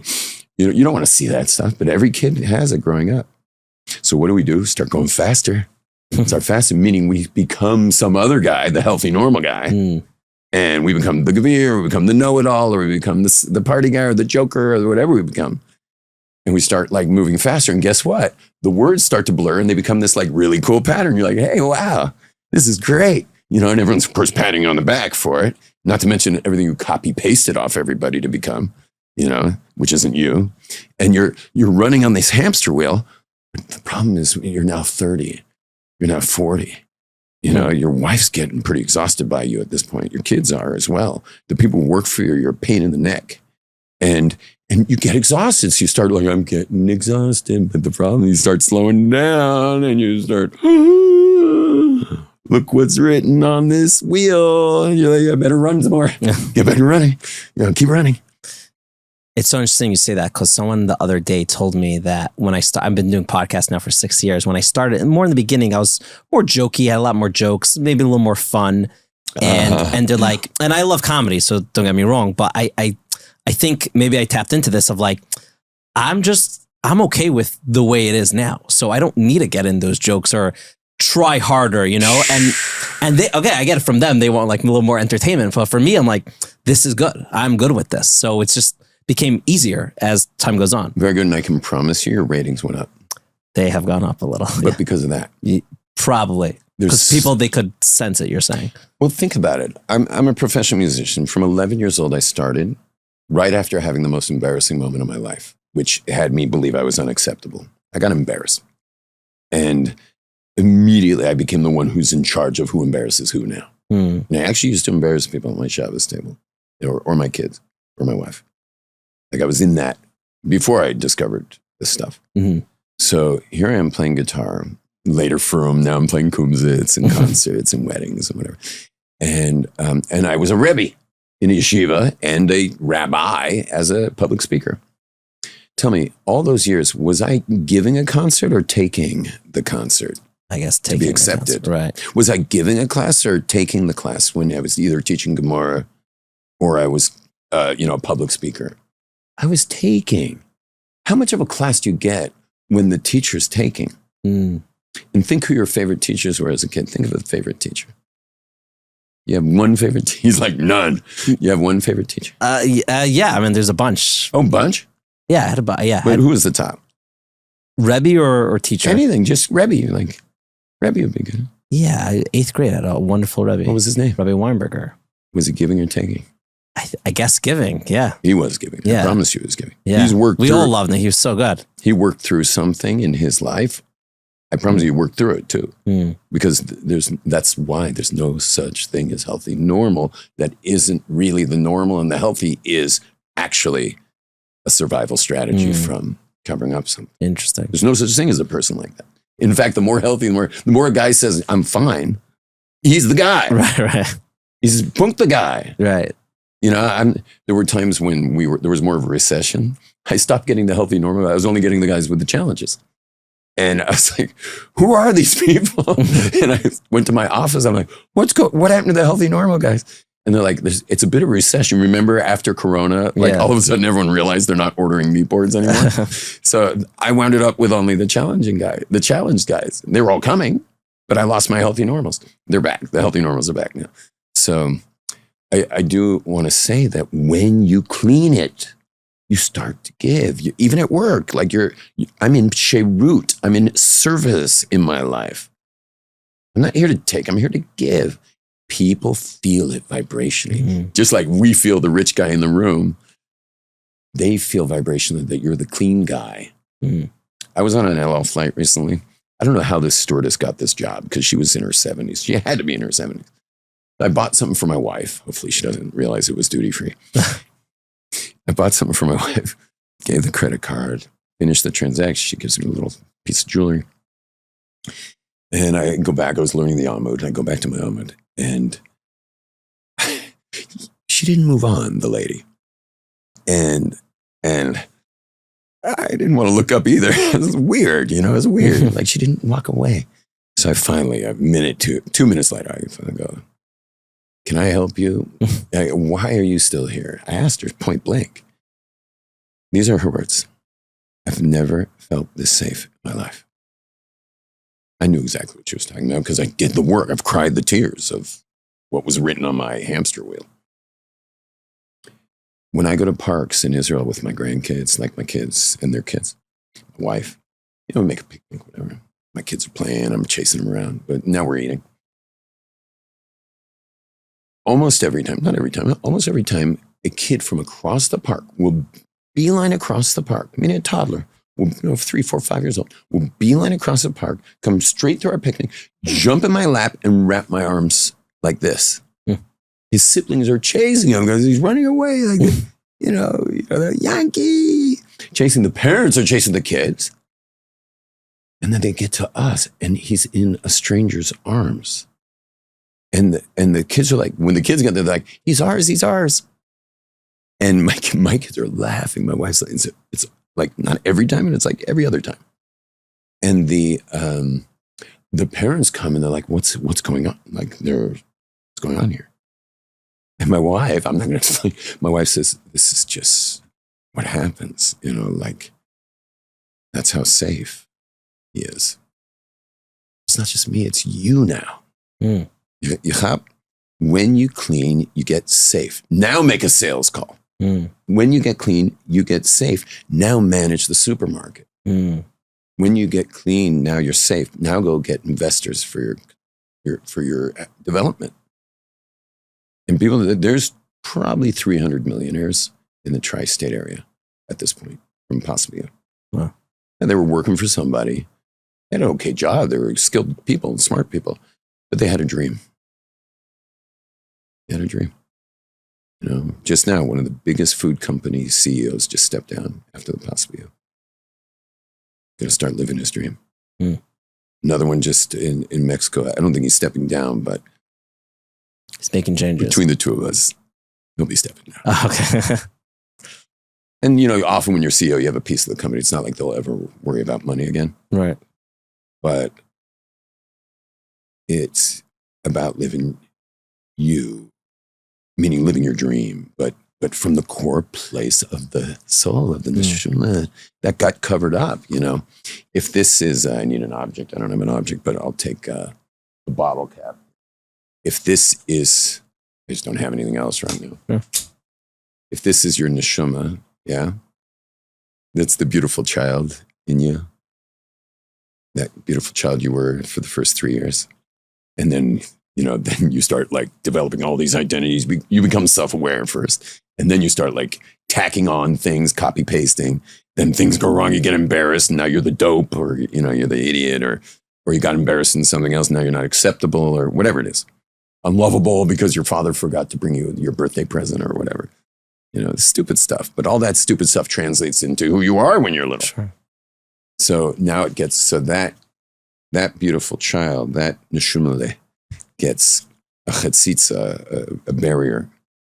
But of course, that's not going to last more than a minute. It wasn't like I learned to play guitar when I was 15 after my 10-year-old embarrassment. It was immediately. It was like 11. I'm the lead singer and lead guitar player of a band. Immediately, you don't waste time, which is a second chatzitza, is this is me, the healthy, normal businessman, or this is me, the healthy, normal musician, or this is me, the healthy, normal, whatever. Underneath all that that's your energy, man. That's your energy. Go convince a kid to go to bed. I mean, a toddler. They don't go to bed. They pass out. You can't even get food in them. You gotta like, here comes the train. You need water. Like, no, they don't need food. They don't need water. They don't need sleep. They're on fire. And I'll ask my group this Wednesday night in Muncie. I'll ask them, did you see me get tired? Have you ever seen me tired? I've never seen you tired, no. And you imagine this affects your being old. King David said, "Od yunavum b'seva, deshenim v'rananim you." You'll be fresh in your old age. You just stop aging. I mean, you age, but you don't age the way people running on hamster wheels age. They age, and it reflects in your arteries. I actually did an MRI on my heart, on my arteries, with a dye. I did an MRI on my heart just to see if it was true. And it's not cheap to do that, meaning if you got something wrong, so the insurance company pays for it. But I did. I just want to see if it was true. I did not tell the doctor what I was doing. I promise you, I'm not making this up. When I sat down with the top nuclear radiologist of Israel, when I sat down with him, in Shari Tzedek, he was going back and forth on his computer between two files. And they were more like three files, going forward a few, back a few, forward a few, back a few. And he's like, I can't find your file. I'm like, why don't you start with my name? Because he was looking at arteries. Why don't you start with the name? Use my ID number. What is your English name? I could ask. Well, it's not in Israel, but it's John. John. Yeah, I was named after my uncle John, whose name was Yom Tov. Oh, okay. But guess what my middle name is? I don't know. You're going to guess it. It's Martin. Martin. Guess why? I don't know. Well, my parents were secular liberals, and Martin Luther King died 3 days before I was born. And my parents were real civil rights people. Wow. And I got his name. So my name's John Martin Glaser. And I'm a Hasidic rabbi named after a Southern Black Baptist minister. How cool is that? I think you're the only Hasidic guy named after MLK Jr. I think so. Yeah. And you want to hear the cutest thing is I was in Manhattan once and I'm walking with a couple Hasidim. And this, what happens when I'm there is the people there, like the street people there, come up to me. And it was funny, we were with a Chassid who never walked with me in Manhattan, Lower East Side. So meaning the other guys, they know that. So this big black dude comes up and he's like, "What's up, brother?" And he's like, we're doing all the handshake and stuff. And the guy who's, a Williamsburg guy was like, "What is going on here?" And I saw my friend say, "This is just walking with Yom Tov. You're going to love it." And anyway, we're talking. And he says, "What's your name?" And I said, I gave him that name. I said, "My name's Martin. I'm named after Martin Luther King." He's like, "My name's Martin. I'm named after Martin Luther King. I've got a brother named Malcolm after Malcolm X." and next you know, we're hugging. He's like 6'10". He's like swinging me around in his arms like a branch, And anyway, we have this amazing meeting. Later that night, I'm running my space. I'm in the Brooklyn Square. I have a suite in the Brooklyn Square for my Brooklyn seminars. And I get to the Brooklyn Square and the guys are like, "Why did we have to wait all day for tonight? We didn't have work." And I'm like, "What do you mean you didn't have work? The seminar's at night because you're working." They're like, "It's Martin Luther King Day." Neither I nor Martin had any clue what day it was. Like, we didn't know Martin Luther King. But let's just finish up is the exhaustion and the energy. You're saying, I sidetracked you with your name. You said with the doctor. He's looking through your files. Yeah, so he's going back and forth. I'm like, "Look up my name." And so he looks up my name and then he saw me. And he says, "I'm the top." He told me, I knew he was the top because my uncle is the #1 nuclear radiologist. Did I say radiologist? Sorry. Nuclear cardiologist in the world. Mm-hmm. He's trained every nuclear cardiologist on the planet, which is every big hospital, was trained by my uncle, Uncle Dan Berman, an amazing man. So he was trained by him as well, which is how I got to him. He says, I'm the number one nuclear cardiologist in the world. I know the difference of someone's age within 2 years by looking at their MRI. He says, you're 18 years old. Wow. So I guess what had happened was he had a bunch of young people or younger people or whatever, or really old people, and he was just looking for my arteries. And he just saw that I've got 18-year-old arteries. Wow. The physiological shifts that happen in the possibility are astounding. I've had people wheeled in and walking out. I don't mean literally walking out, but a few months later walking. More than once. I just had a guy who didn't dance at his last 3 weddings. Hasn't stood in Shemona Esrei in 6 years. And he just married off in 4th wedding. And they say he just didn't stop dancing. He just didn't stop dancing. He didn't sit for them. He just kept going. He hasn't sat. I don't think he sat down since. He won't sit. He's a son of one of the Gedolei Yisrael in the yeshivish community. And if I told you the last name, you'd just fall over. And he's on fire. He's already sent his kids, sent his wife. Wow. I'm sure a lot of people have heard of the Possible You and they want to do it, but then they think about it too much and they may be like, this is maybe a little too weird for me, or maybe they start getting scared and like, we like being comfortable. What's your advice for someone who starts to think about it, but then they've been thinking about it for many years? I think one of the main things is they can't imagine taking that time out, meaning like 1 p.m. till 11:30, and then it's non-work hours, and then it's 7 to 11:30 each night, for 3 more nights. I think they just can't imagine the time. Some people charge the money, but it's the time most like they just can't imagine doing that. But the thing is you're in your life. It's like not pulling over because, the next time you'll clean off the bugs on the windshield, so you don't pull over to clean them off at the gas station. Next time. When you finally do, you're like, what was I thinking? I had a guy once come to the seminar. I said, I thought you couldn't come now. He said, well, I couldn't, but I did because I realized that I'm looking through the lens of my life, that the lens could be clean or cleaned. And I don't want 6 more months till you come back.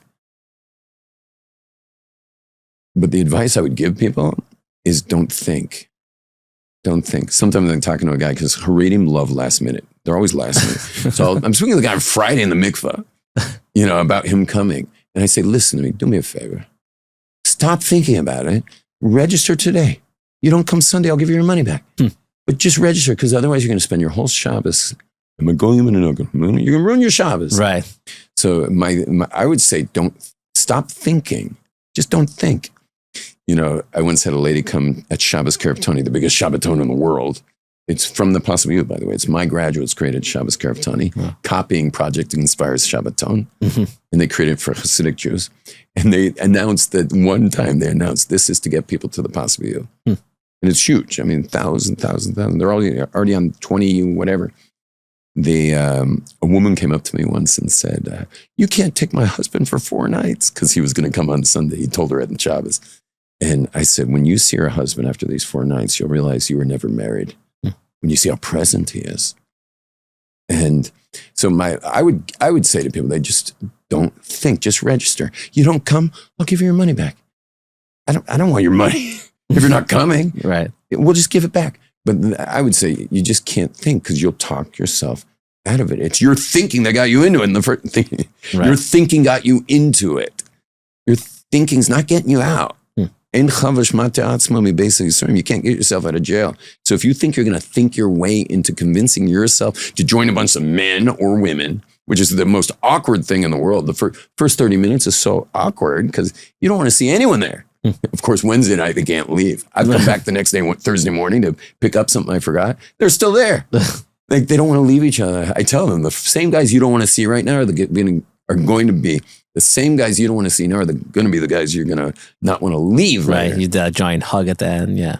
It's embarrassing to walk in a man to ask for help is not manly, but it's worth it. I once had a guy, I always know when there are issues, social anxiety. He said, how many people are going to be there? And I'm like, oh, so you have issues in social anxiety? And he's like, yeah. And I said, listen, bro, you can either have a half hour of awkwardness or a lifetime of awkwardness. Pick your poison. Because people who come to this, their social anxiety just goes like boom, just down. It just drops, and you're able to good eye contact, connected, like in touch, present. So yeah, it'll be awkward. That's another one. Is the awkwardness of coming. So be awkward for a few minutes. The awkwardness goes away. I have a way of just like, they do icebreakers, Honestly, you do an excellent job. It's such an awkward concept, but you make it the most comfortable, and it's transformative, and it's life-changing, and yeah, highly recommend it. Thank you. Sure. Let's move on. There's so much more to talk about. We'll do it next time. Next time we'll do it. Rabbi Yom Tov, thank you so much for doing here. And anyone at home, they should click links down below to go to the seminar or to see your new program that you're coming out with. And it seems like it's still in development. Maybe you'll be in a studio at one point as well. But I'm sure in the meantime, they can watch it live. Yeah, they can watch it live, and I'm doing it on Zoom right now. Okay. So the way to hook up to that would be to send an email to info@thepossibleyou.org. info@thepossibleyou.org. You'll get your information. We'll hook you up. Okay, amazing. Yeah. Thank you so much. Thank you. If you have watched the full episode, please let us know with the word wow. Of course, check out more from Rabbi Glaser, link down below. And before I get to my takeaway, thanks again to our lovely sponsors, Colel Chabad, Wheel Solis, BF Design, Feldheim, Karen Tosefes Yom Tov's $1 million giveaway, and of course, the best, LL. Now, there's a lot to say on this episode. One of the most powerful ideas that I've ever heard come from Rabbi Yom Tov Glaser is that he explains that we often confuse happiness with the absence of hard work. We think if only life was easier, then I'd be happy. But if you stop and think about it, every moment of real fulfillment in your life came after effort. Learning a skill, raising a family, building a business, finishing a marathon, mastering a masechta, strengthening a relationship, none of those came easily. That work wasn't what stood in the way of happiness. That work is what created it. We have to stop running from hard work because more often than not, it's leading you exactly where you want to go. Remember, inspiration is everywhere. L'chaim. Living L'chaim.